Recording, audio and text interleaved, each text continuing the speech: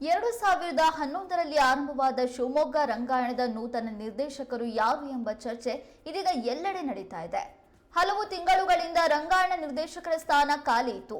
ಇದೀಗ ರಂಗ ಸಮಾಜದಲ್ಲಿ ಚರ್ಚೆಯಾಗಿದ್ದು, ಕರ್ನಾಟಕದ ಎಲ್ಲ 6 ರಂಗಾಯಣಗಳಿಗೂ ನಿರ್ದೇಶಕರನ್ನ ನೇಮಕ ಮಾಡಲು ನಿರ್ಧರಿಸಲಾಗಿದೆ.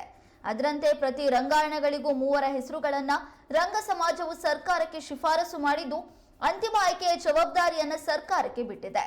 ಈಗ ಶಿವಮೊಗ್ಗ ರಂಗಾಯಣಕ್ಕೆ ರಂಗಕರ್ಮಿಗಳಾದ ನಟರಾಜ್ ಹೊನ್ನವಳ್ಳಿ, ಕೆಆರ್ ಸುಮತಿ ಹಾಗೂ ಪ್ರಸನ್ನ ಅವರ ಹೆಸರುಗಳನ್ನು ರಂಗ ಸಮಾಜವು ಸೂಚಿಸಿದ್ದು, ಕೆಲವೇ ದಿನಗಳಲ್ಲಿ ಸರ್ಕಾರವು ನಿರ್ದೇಶಕರ ನೇಮಕಾತಿಯನ್ನು ಘೋಷಿಸುವ ಸಾಧ್ಯತೆ ಇದೆ.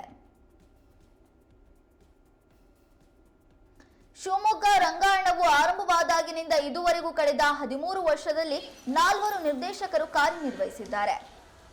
ಹೋನಾ ಸತ್ಯ, ಇಕ್ಬಾಲ್ ಅಹಮದ್, ಎಂ ಗಣೇಶ್ ಹೆಗ್ಗೋಡು, ಸಂದೇಶ್ ಚವಳಿ ಅವರು ನಿರ್ದೇಶಕರಾಗಿದ್ರು.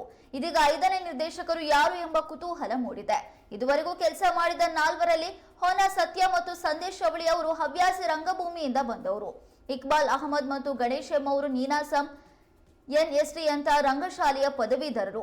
ಈಗ ರಂಗ ಸಮಾಜವು ಶಿಫಾರಸು ಮಾಡಿರುವ 3ರಲ್ಲಿ ಹವ್ಯಾಸಿ ರಂಗಭೂಮಿಯನ್ನ ಪ್ರತಿನಿಧಿಸುವವರು ಇಲ್ಲ. ಸುಮತಿ ಕೆಆರ್ ಹಾಗೂ ಪ್ರಸನ್ನ ಅವರು ರಾಷ್ಟ್ರೀಯ ನಾಟಕ ಶಾಲೆಯ ಪದವೀಧರರು. ನಟರಾಜ್ ಹೊನ್ನವಳ್ಳಿ ಅವರು ನೀನಾಸಂ ಪದವೀಧರರು. ಶಿವಮೊಗ್ಗ ರಂಗಾಯಣವು ಸುಸಜ್ಜಿತ ರಂಗಮಂದಿರವನ್ನು ಹೊಂದಿದೆ. ರಂಗಾಯಣವು ರೆಪೋರ್ಟರಿ ನಡೆಸುವುದಕ್ಕೆ ಎಲ್ಲ ಸೌಲಭ್ಯಗಳು ಇವೆ. ರಂಗ ತಾಲೀಮು ಕೊಠಡಿ, ಆಪ್ತ ರಂಗಮಂದಿರವಿದೆ. ರಂಗಮಂದಿರದ ಹೊರ ಆವರಣದಲ್ಲಿ ವಿಶಾಲ ಬಯಲು ರಂಗಮಂದಿರ ನಿರ್ಮಾಣವಾಗ್ತಾ ಇದೆ.